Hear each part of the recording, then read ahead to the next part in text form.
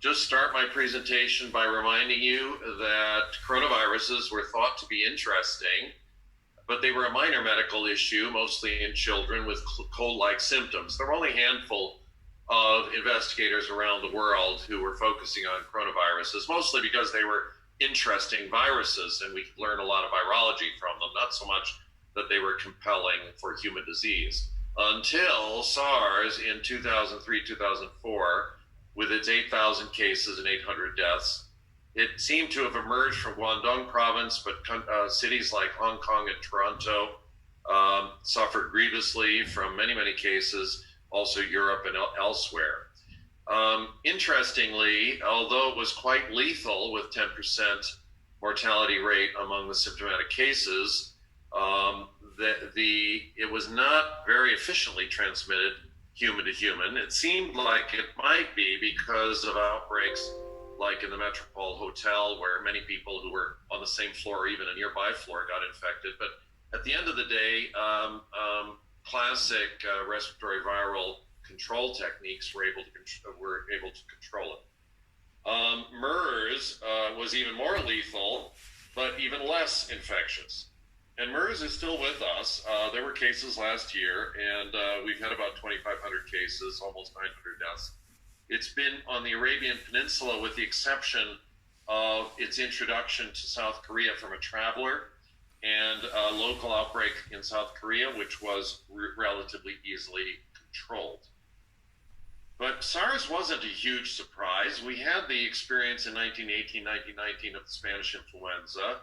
We have many types of influenza that are of risk to humans from animals, and we've talked about the risk of pandemic disease for many decades now. We've even had pandemic planning, especially after SARS. Here is a reminder of what happened in 1918, 1919.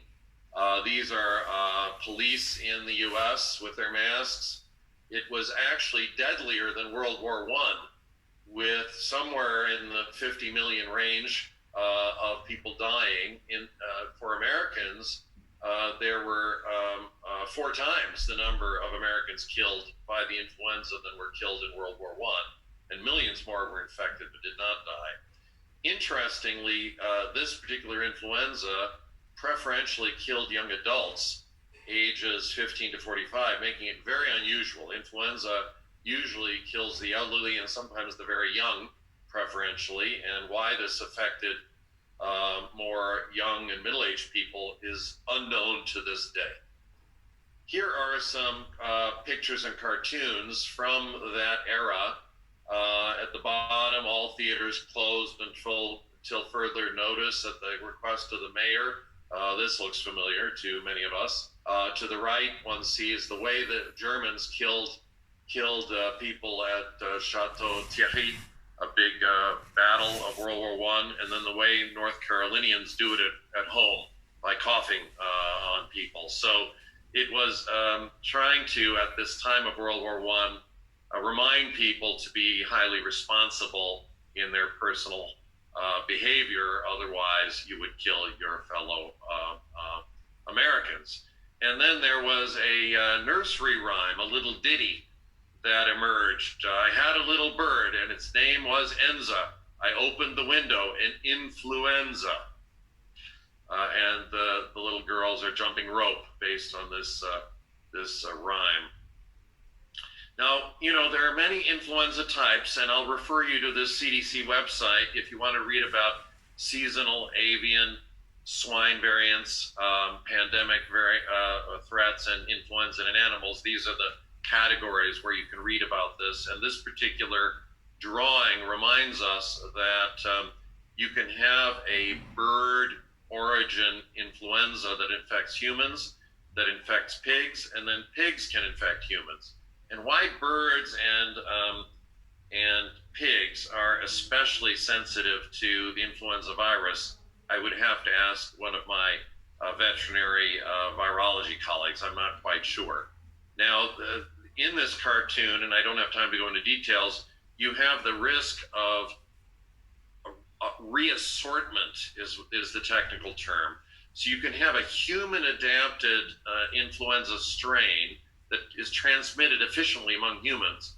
And if it reassorts with an avian or porcine strain, you can bring in the pathogenicity of these unfamiliar variants with the efficiency of a human backbone virus. And that's what we think happened in 1918, 1919, in 1957 and 1968, when we've had global pandemics of avian or swine flu strains.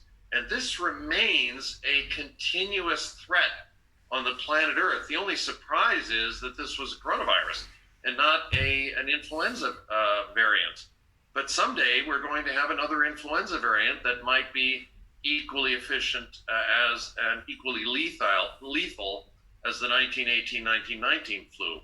So the fact that coronavirus has entered humans now is simply another threat.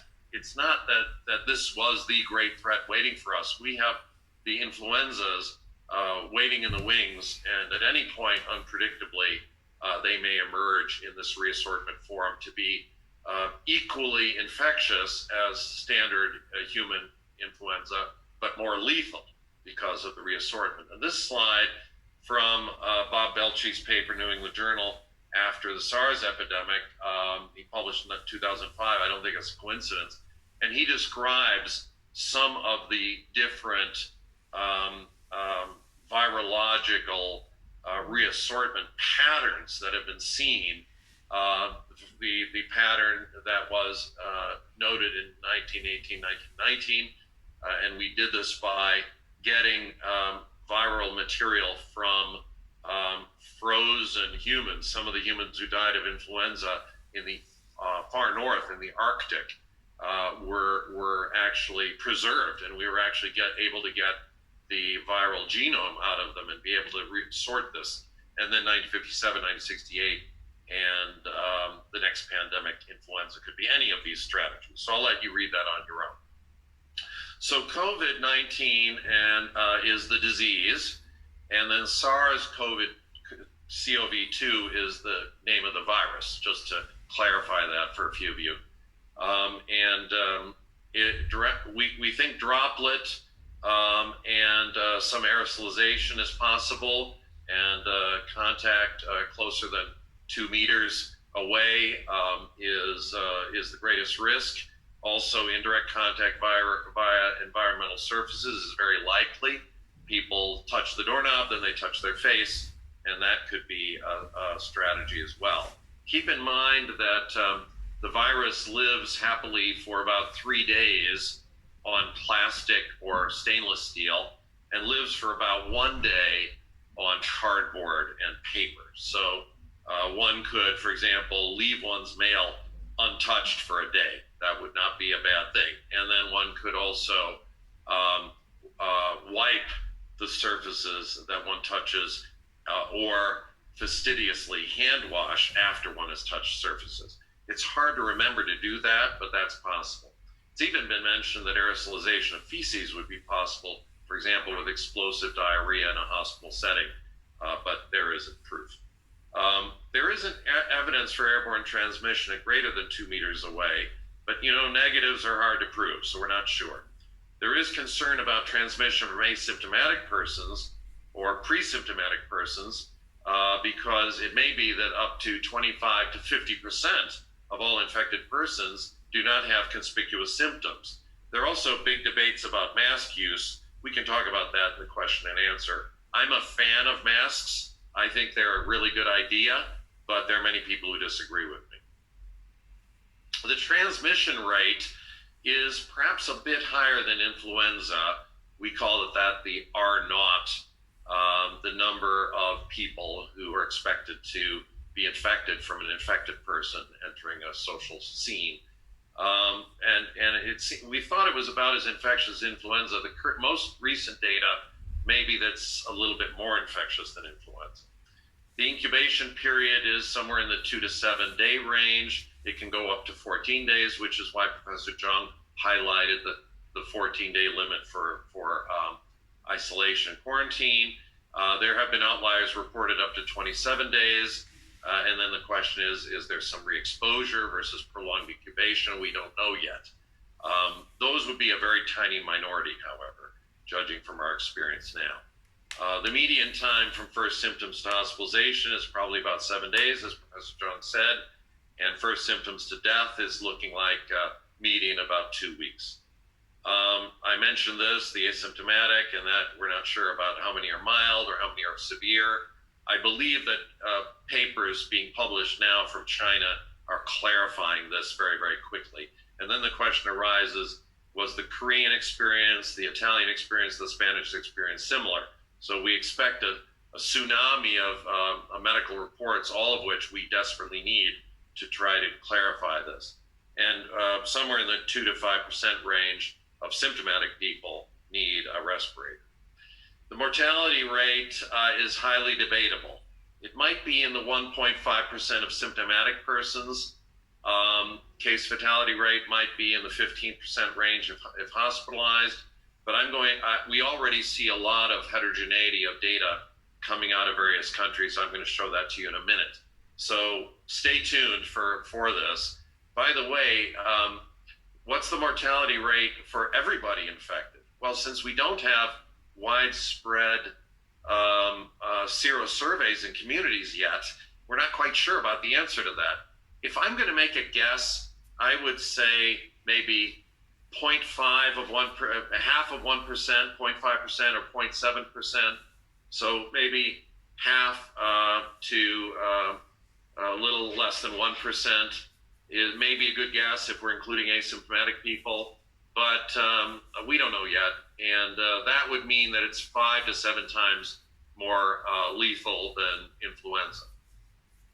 The WHO statistic saying that mortality is 3.5% is really using a denominator of symptomatic people. So that's not going to reflect the overall mortality rate of all infected people, because we typically haven't been able to test asymptomatic people, so we don't know. Now, predictors of mortality are known to all of you, I think. Older age, people who have comorbidities, other chronic diseases, maybe if they're co-infected with something like HIV, and anyone who has inflammatory marker elevation is at higher risk of adverse outcomes. This cytokine storm that you've heard about is real, and having an overly vigorous immune response, and Professor Jung discussed immune modulators and steroid use a moment ago. Treatment, I've left to Professor Jung. We have supportive treatment, obviously.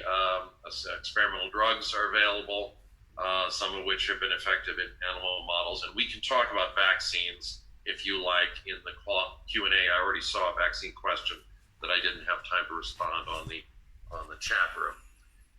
Personal protection, I think, is known to everybody. You stay at home if you're symptomatic. You need to practice respiratory hygiene, cough into your sleeve, cough into a tissue that you discard, prompt hand washing, and you need proper etiquette. It's not a bad thing to tell someone who is coughing openly to please cough into their sleeve, try to remind people, and then staying more than 2 meters apart.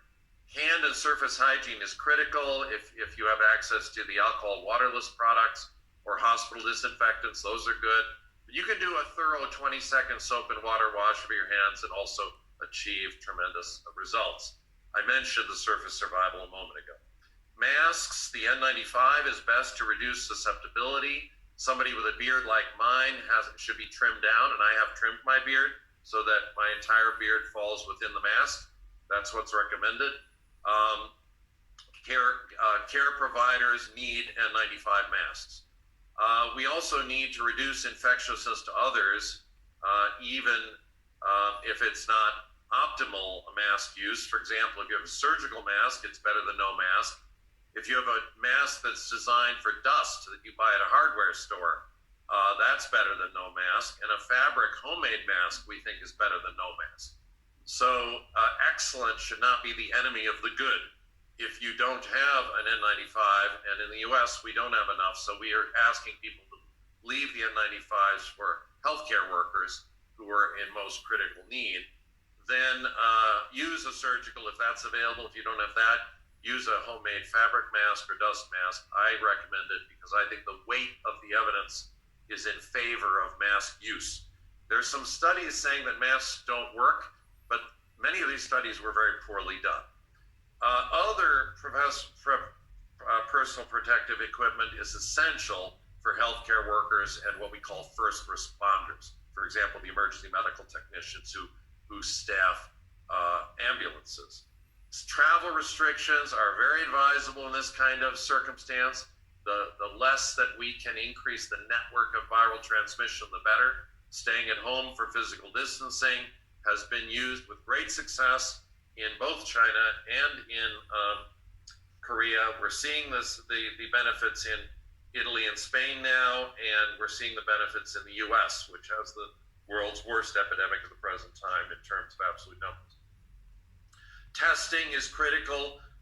We haven't had enough testing in the US. It's really a national shame, I think, that we have done such a poor job with testing. I think this was a drop ball on the part of our government. I'm sorry to say it. Contact tracing also has been poorly done in the US. Sadly, we've been cutting back our public health programs. Even SARS wasn't enough. West Nile virus coming to America wasn't enough. The Four Corners hantavirus outbreak in the West wasn't enough. Nothing seems to convince us that we should be investing properly in public health. And those of us who are in the field need to do a better job. I need to do a better job in communicating to our policymakers and our general public as to the vital nature of prevention and how an ounce of prevention is worth a pound of cure, as my mother used to say. We need to mitigate social harms and unemployment. The devastation of the economic losses need to be mitigated. And I dread the epidemic in Africa and other parts of Asia. I'm just not sure how devastating that's going to be. There are many people on the planet, probably one family in every 5 has to eat on day 1, has to work on day 1 to eat on day 2, if you see what I mean. These are people who live in profound poverty. So that 20% of the human race lives this way. Imagine how impractical physical distancing is for them. Here's just some quick slides and then I'll be done. As of today, about 1.5 million people, a lot more than SARS, which was much, much less, on April 9th. And just 10 days ago, it was half that number. And then today, almost 90,000 deaths and more than double what it was about 10 days ago. The death rates are about the same from 10 days ago, about 5-6% of the reported global cases. But you have to have testing, you have to have a surveillance system, you have to come to the attention of medical providers to become a case. So there are a heck of a lot more than 1.5 million cases. There may be 10 million, there may be even more. We don't know. It's been reported in at least 202 countries, virtually every country in the world, including 2 cruise ships that are called international conveyances as of a couple of days ago. And the data as of a couple of days ago are as you see it. I've highlighted the US at the top and I've highlighted China. These are the cases and the deaths. So the column, first, I forgot to label the column. Sorry about that. So cases in the first column, deaths in the second column, and you can see that the death rate is listed there. And you can see it ranges from 2% to 12%, but please take that with a grain of salt because some countries are testing more aggressively than others. And it's going to be very hard to say that the death rate is higher in Italy than it is in the US. We just don't know that yet. We just don't have good statistics. But I still thought it would be interesting for you to see the heterogeneity of the reported statistics. I'm pressing down and it's not going down. There, finally. Now this is just to show you from a week or two ago what the curves look like globally, and you can see what we mean by geometric progression. You can see what we mean by exponential growth.